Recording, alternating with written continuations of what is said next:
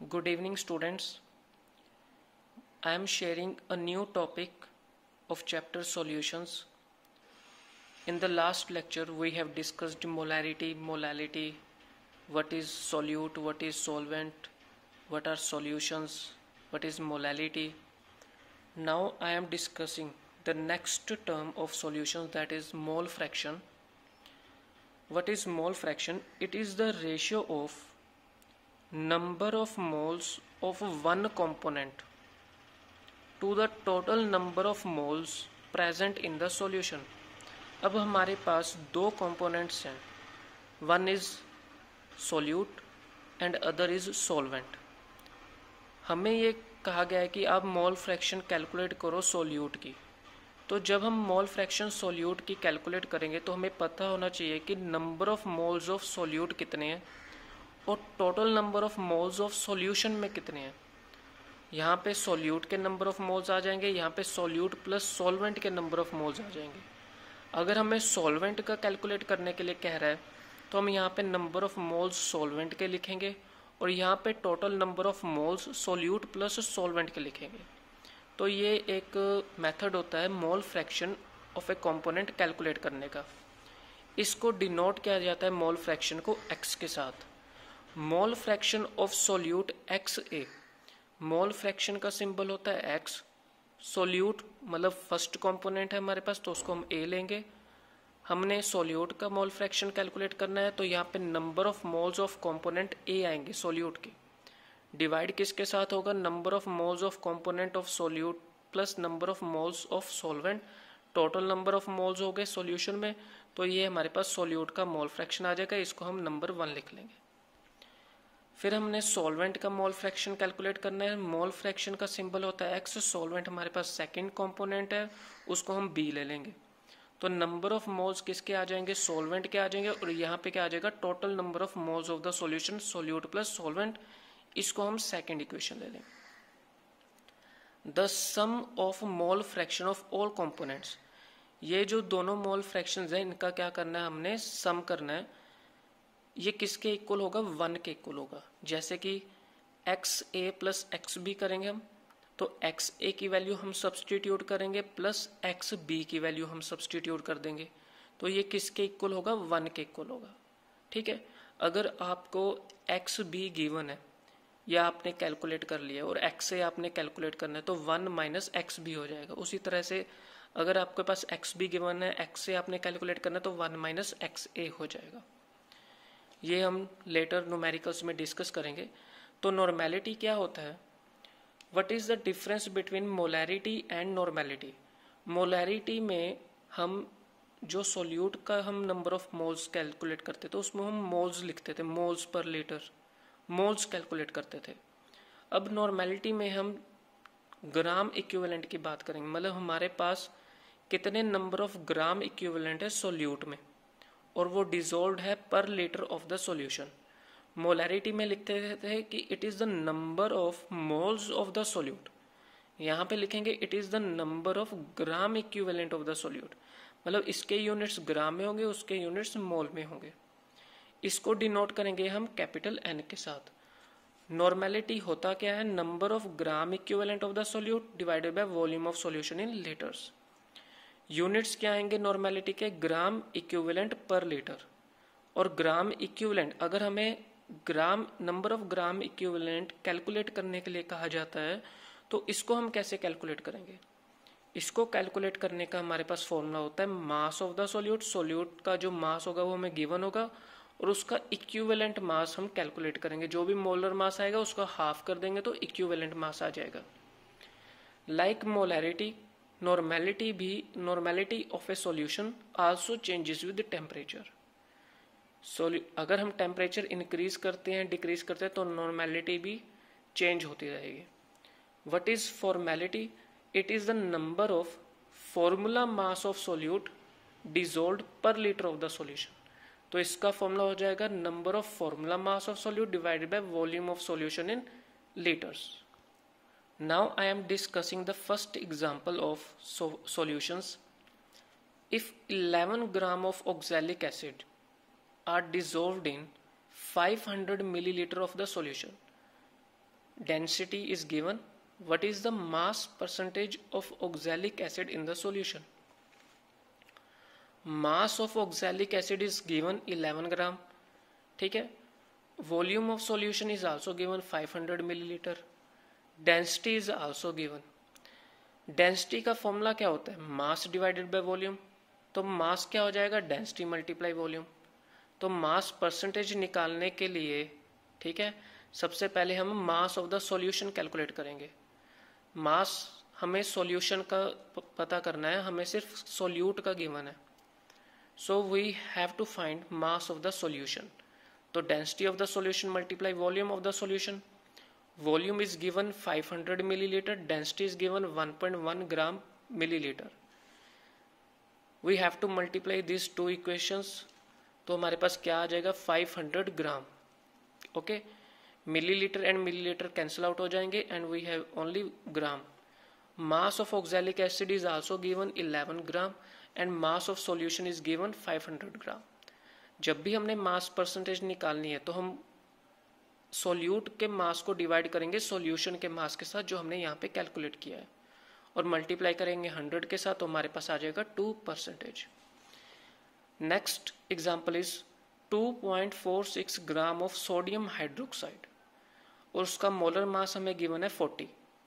Sodium hydroxide होता क्या है? NaOH.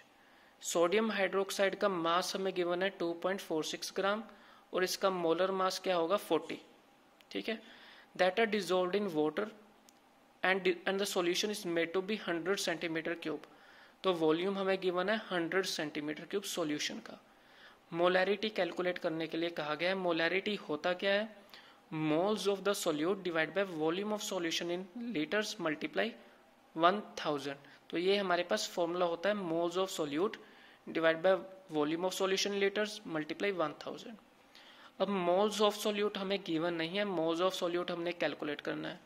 तो क्या होगा? Moles of NaOH, mass of solute divide by molar mass. Mass of solute is given 2.46, molar mass is given 40. Then you have to divide this two numbers, you get 0.0615 mole and you put this moles of the solute here and volume of solution is given 100 centimeter cube. ठीक है, and multiply 1000. So you have to solve this equation and you get 0.615. This is molarity. Calculate the molality of the solution. Okay, containing 20.7 gram of potassium carbonate. Mass is given 20.7 gram. What is the molar mass of K2CO3? That is potassium number is 39 multiply 2 plus 12 plus 3 multiply 16, that is equals to 138 gram per mole. Okay, so this is the volume is given 500 milliliter of the solution. Density is also given. So we need to find molality. Molality, what is formula? Moles of the solute divided by mass of solvent in gram multiply 1000. This is the formula of molality. Okay, so moles, we need to find it. We need to find moles of the solute, that is mass of the solute divided by molar mass. Solve this mass of the solute divided by molar mass, you get 0.15 mole.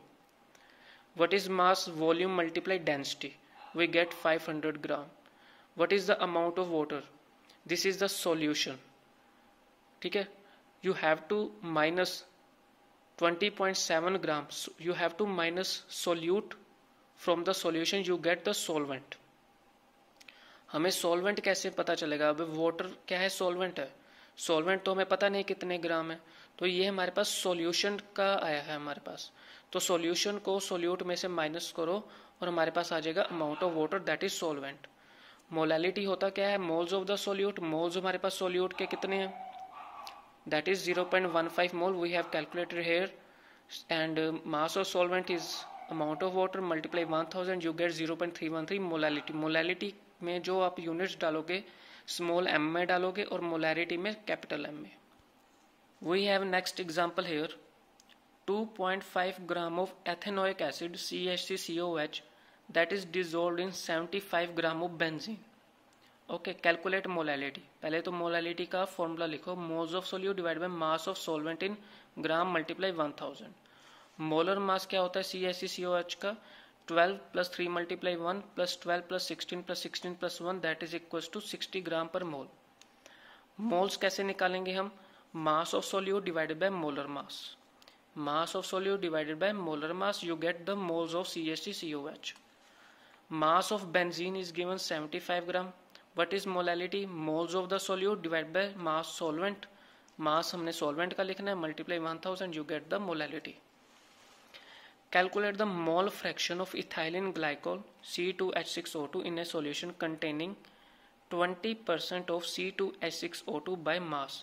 अब हमारे पास solution में ethylene glycol सिर्फ 20% है, तो 80% क्या है? Water है। अगर 100 ग्राम सॉल्यूशन यूज कर रहे हो तो 20% मीन्स 20 ग्राम इथाइलिन ग्लाइकोल प्रेजेंट है 100 ग्राम ऑफ सॉल्यूशन में, और बाकी कितना रह गया? 80 ग्राम वाटर रह गया। मोलर मास कैसे आएगा? 2 × 12 + 6 × 1 + 2 × 16, यू गेट 62 ग्राम पर मोल। मोल्स कैसे निकालते हैं? मास of solute divide by molar mass. Moles of water कैसे निकालते हैं? मास of solute divide by molar मास। इसका मोलर मास वाटर का कितना होगा? 18। दोनों के हमारे पास क्या आ गए? मोल्स आ गए। तो मास मोल फ्रैक्शन आपने ग्लाइकोल का निकालना है, इथाइलिन ग्लाइकोल का। तो मोल्स क्या होता है? Na divide by Na + Nb। Na क्या है हमारे पास? Number of moles of ethylene glycol, number of moles of ethylene glycol plus number of moles of water.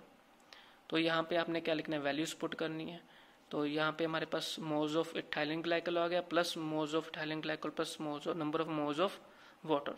इसको सॉल्व करने के बाद आपके पास आ जाएगा 0.068। उसी तरह से आपने वाटर का निकालना है, Nb divide by Na + Nb। ये आपके पास Nb है, divided by Na + Nb, you get 0.932। अब हमने वाटर का निकालना है, तो 1 माइनस कर देंगे इथाइलिन ग्लाइकोल में से, तो x वाटर आ जाएगा। Calculate the normality of the solution containing 3.15 gram of hydrated oxalic acid. This is the formula of hydrated oxalic acid in volume of this solution 1250 milliliter. What is normality? Number of gram equivalents divided by molar mass. Mass of oxalic acid क्या होता है हमारे पास? 31.5 ग्राम। Equivalent of oxalic acid क्या आएगा हमारे पास? Equivalent weight क्या होगा इसका? इसको आप निकालो तो 126 आ जाएगा। 12 + 2 × 1 + 2 × 12 + 4 × 16 + 2 × 2 2 × 4 × 1 + 2 × 16, यू गेट 126। ओके, सो जब आप इक्विवेलेंट निकालोगे, इक्विवेलेंट मास आपने निकालना है, तो ये जो आपके पास आया इक्विवेलेंट वेट, इसको आप 2 के साथ डिवाइड करो तो आपके पास 63 आ जाएगा। जैसे कि आप ये नॉर्मेलिटी देख रहे हैं, नॉर्मेलिटी क्या होता है? Number of gram equivalents of the solute. तो ग्राम इक्विवेलेंट हमने कैलकुलेट कर लिया 126, इक्विवेलेंट वेट आपने कैलकुलेट कर लिया। इक्विवेलेंट मास कैसे करोगे? जो भी equivalent weight means molar mass आएगा उसको 2 के साथ डिवाइड करना है, तो आपके पास इक्विवेलेंट मास आ जाएगा। मास ऑफ सोल्यूट आपके पास गिवन है, तो आप ग्राम इक्विवेलेंट जो है कैलकुलेट कर लोगे। जो वैल्यू आएगी इसको आपने यहाँ पे पुट करना है। वॉल्यूम आपको गिवन है। जैसे आप देख रहे हैं, आपने इक्विवेलेंट वेट कैलकुलेट कर लिया है, और ये क्या है? मोलर मास है इसका, और इसको 2 के साथ डिवाइड करेंगे तो इक्विवेलेंट मास आ जाएगा, और मास आपको गिवन है, इसको डिवाइड करेंगे तो नंबर ऑफ ग्राम इक्विवेलेंट आ गया। वॉल्यूम ऑफ सॉल्यूशन गिवन है आपके पास। नॉर्मेलिटी क्या होगा? Number of gram equivalent divide by volume of solution multiply 1000 equals to normality 0.4 normality. Example 7 आपने खुद करनी है, ठीक है। इसमें आपको मास गिवन है, volume given, dissolved in 30 gram of water solvent given है, मोलालिटी आपने कैलकुलेट करनी है और मोल फ्रैक्शन, और ये आपके पास आंसर लिखे हुए हैं। Do yourself. Calculate the molarity of pure water. Density of water is 1 gram per millilitre. Density of water is given 1 gram millilitre. Mass of 1000 millilitre of water, mass क्या होता है? Volume multiply density. Volume is given, volume क्या होगा? 1000 millilitre, litre में तो 1000 में ही लिखेंगे, तो वॉल्यूम 1000 मल्टीप्लाई डेंसिटी हमारे पास गिवन है 1, दैट इज ग्राम में आ गया हमारे पास। मोल्स क्या होता है? Mass of solute divide by molar mass. Water का मोलर मास होता है 18, हमारे पास मोल्स आ गए। 55.55 moles of water they are present in 1000 millilitre of the solution और 1 लीटर ऑफ वाटर। तो मोलैरिटी क्या होगी हमारे पास? 55.5 कैपिटल M, ठीक है। तो ये हमारे पास आंसर है। Thank you.